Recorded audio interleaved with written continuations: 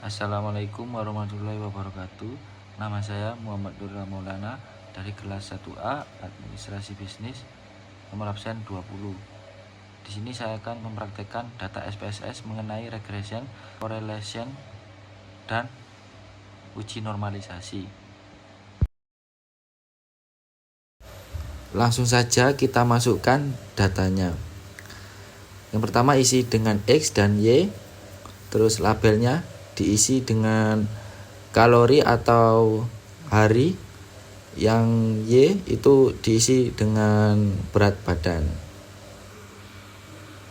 Selanjutnya kita langsung ke data view dan mengisi nilai X dan Y sesuai contoh tabel yang sudah kita cari. Seperti X diisi dengan 530, Y diisi 89, dan seterusnya.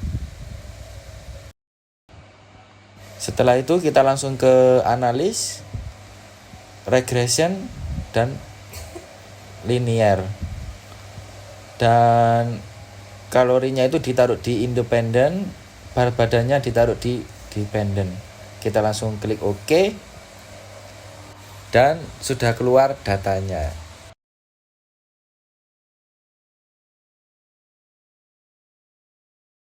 Selanjutnya kita ke analis, ke correlation, dan bivariate.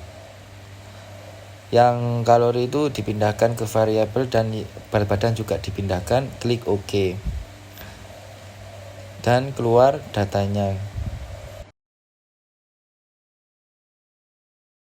Selanjutnya kita ke analis, ke description statistik, terus ke explore.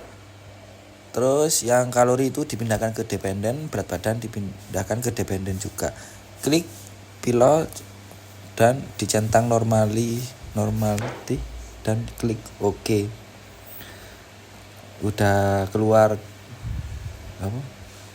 datanya.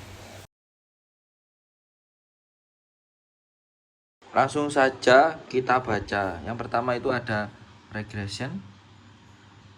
Regression pada tabel ini menunjukkan mengenai variabel apa saja yang diproses, mana yang menjadi variabel bebas dan variabel terikat. Yang menjadi variabel bebas dari tabel di atas adalah kalori, dan yang menjadi variabel terikat adalah berat badan. Yang kedua ada tabel ringkasan model atau model summary. Tabel di atas menjelaskan besarnya nilai korelasi hubungan R, yaitu sebesar 0,950, dan dijelaskan besarnya presentase pengaruh variabel bebas terhadap variabel terikat yang disebut koefisien determinasi, yang merupakan hasil dari penguadratan R. Dari output tersebut diperoleh koefisien determinasi atau R2 sebesar 0,903, yang mengandung pengertian bahwa pengaruh variabel bebas atau kalori terhadap variabel terikat atau berat badan adalah sebesar 90,2%, sedangkan sisanya yakni 9,8% dipengaruhi oleh faktor-faktor lain di luar variabel X. Yang ketiga ada tabel ANOVA. Output bagian ANOVA pada bagian ini untuk menjelaskan apakah ada pengaruh yang nyata atau signifikan variabel kalori X terhadap variabel berat badan Y. Dari output tersebut terlihat bahwa F hitung sama dengan 74,201 dengan tingkat signifikan atau probabilitas 0,01 kurang dari 0,05. Maka model regresi dapat dipakai untuk memprediksi variabel berat badan. Yang keempat ada tabel koefisien. Output bagian koefisien. Pada tabel koefisien pada kolom B pada konstan A adalah 2,608, sedangkan nilai kalori B adalah 0,149, sehingga persamaan model regresinya dapat ditulis Y sama dengan A plus BX atau 2,608 ditambah 0,149X. Adapun membaca persamaan regresi di atas, yang pertama nilai konstanta positif sebesar 2,608 menunjukkan pengaruh positif variabel independen kalori. Bila variabel independen naik atau berpengaruh dalam satu satuan, maka variabel berat badan akan terpenuhi.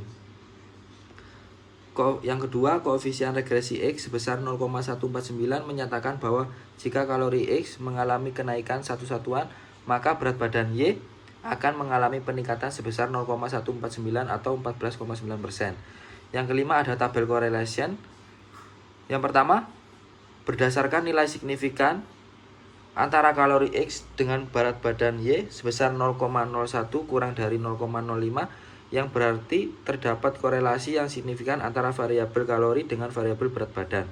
Yang kedua, berdasarkan nilai R hitung, percent correlation, diketahui nilai R hitung untuk hubungan kalori X dengan berat badan adalah sebesar 0,950, maka dapat disimpulkan terdapat korelasi antara variabel kalori dengan variabel berat badan.